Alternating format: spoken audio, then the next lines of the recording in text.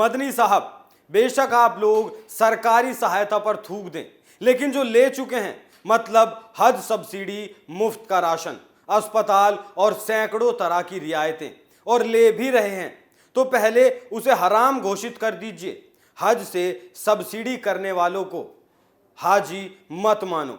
मौलाना मदनी इस्लाम के विद्वान माने जाते हैं, क्या उनकी इस हरकत की भाषा को सड़क छाप कहा जा सकता है?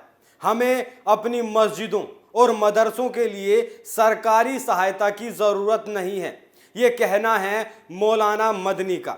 मौलाना महमूद मदनी 500 टॉप मुस्लिम शख्सियतों में से 15वें नंबर पर आते हैं दुनिया में, और भारत में उन्हें पहला स्थान दिया गया है।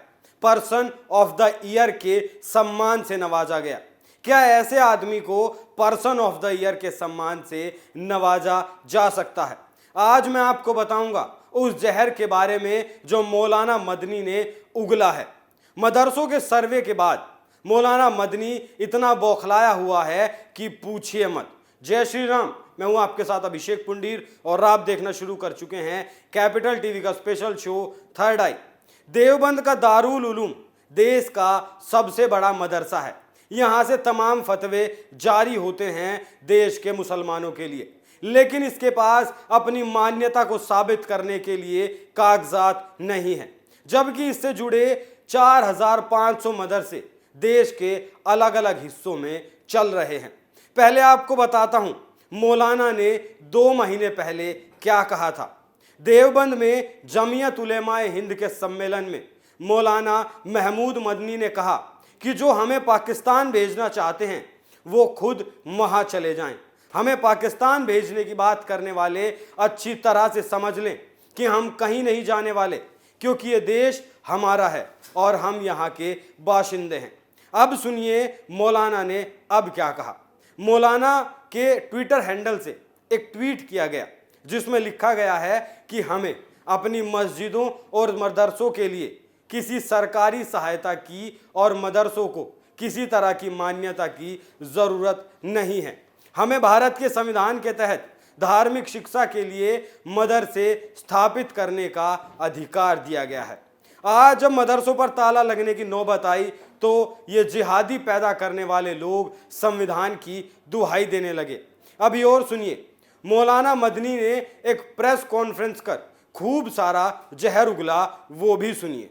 जमीयत उलेमाए हिंद के अध्यक्ष मौलाना अरशद मदनी ने कहा कि दुनिया का कोई भी बोर्ड मदरसों की स्थापना के मकसद को नहीं समझ सकता, इसलिए मदरसों के किसी बोर्ड से जुड़ने का कोई मतलब ही नहीं बनता।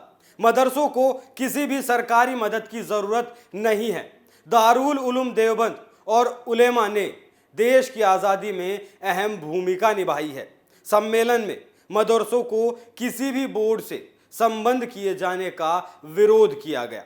उत्तर प्रदेश सरकार द्वारा अभी हाल फिलहाल में कराए गए मदरसों के सर्वे के बाद दारुल उलूम सहित गैर सरकारी मदरसों को गैर मान्यता प्राप्त बताए जाने के बाद दारुल उलूम देवबंद का ये बड़ा फैसला सामने आया है।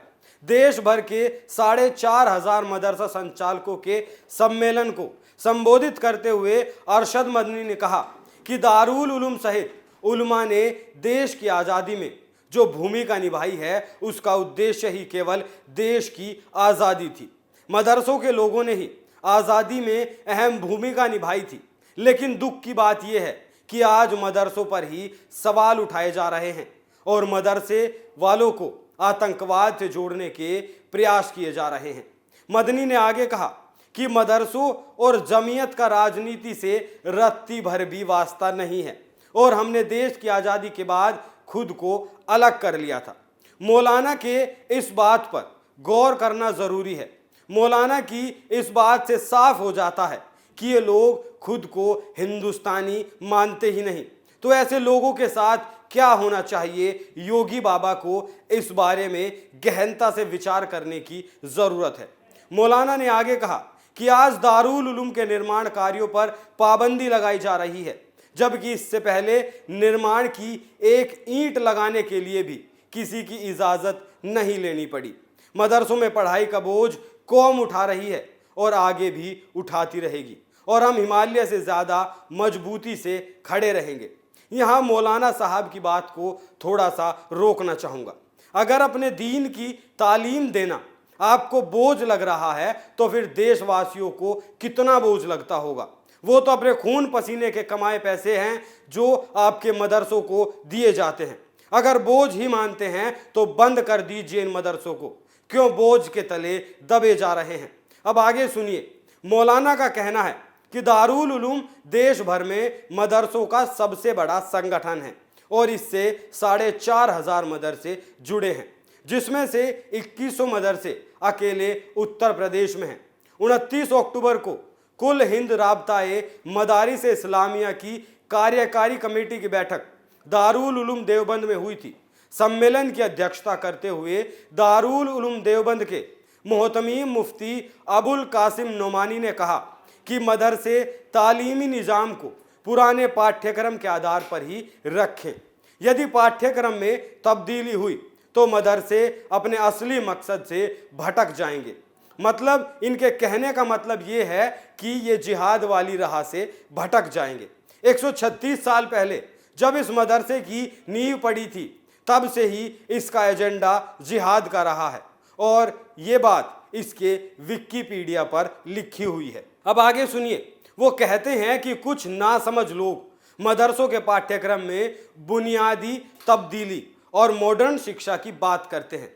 ऐसे लोगों से प्रभावित होने की ज़रूरत नहीं है। आतंकवाद के सवाल पर मौलाना अरशद मदनी ने कहा कि मदरसों के दरवाजे हमेशा खुले रहते हैं, बल्कि 90% मदरसे ऐसे हैं जिनमें दरवाजे ही नहीं हैं। सुबह से शाम तक कुत्ता बिल्ली गधा घोड़ा जो चाहता है घुस जाता है, उसमें आदमी भी घुस सकता है। जाकर देखिए क्या पढ़ाया जाता है, किसको मारा जा रहा है, किसके हाथ में छुरी है, कौन रिवॉल्वर लिए बैठा है। मौलाना मदनी ने कहा कि मदरसों के अंदर कुत्ते भगाने के लिए बांस तक भी नहीं मिलेगा। मौलाना का यह जवाब सफ़ेद झूठ है, क्योंकि 99% मदरसों के बारे में पता ही नहीं कि वो पढ़ाते क्या हैं। गैर मुस्लिम को मदरसों के अंदर तक जाने की इजाज़त नहीं दी जाती। आगे मौलाना अरशद मदनी ने सवाल उठाते हुए कहा कि सेना भर्ती को लेकर जिन्होंने गाड़ियां फूंकी, क्या वो किसी मदरसे के छात्र थे? हकीकत ये है कि ये किसी मदरसे के छात्र ने आज तक कोई गाड़ी नहीं फूंकी, क्योंकि हमारी तालीम में इस अराजकता की कोई गुंजाइश ही नहीं है। यदि उन्हें किसी चीज़ का विरोध करना होता है तो वो केवल गुस्से का इजहार कर देते हैं। और मैं बताता हूं आपको कि उनके गुस्से का इजहार क्या होता है। और उनके गुस्से का इजहार होता है पेट्रोल बम, पत्थरबाजी, सर तन से जुदा करना। ये बात मैं आपको इसलिए बता रहा हूं क्योंकि मौलाना इस सच्चाई को छिपाने की कोशिश कर रहे हैं। आगे सरकार पर निशाना साधते हुए मौलाना मदनी ने दो टूक कहा कि उलमा और दारुल उलूम देवबंद की मुल्क में आज़ादी में दी गई कुर्बानियों को पूर्व की सरकारें जानती थी।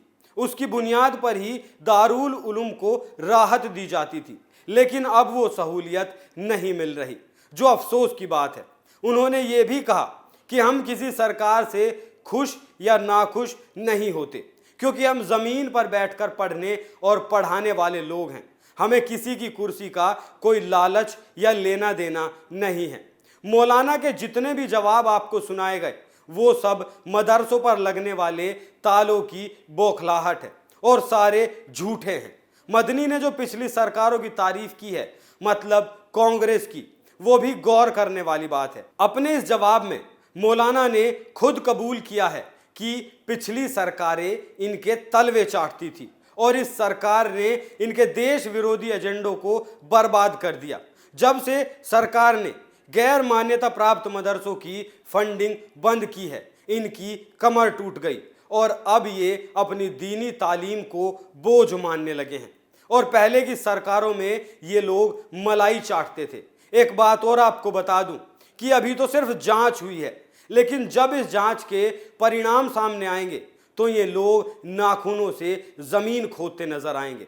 आप मौलाना के इस घटिया बयान पर क्या राय रखते हैं, हमें कमेंट करके ज़रूर बताएं।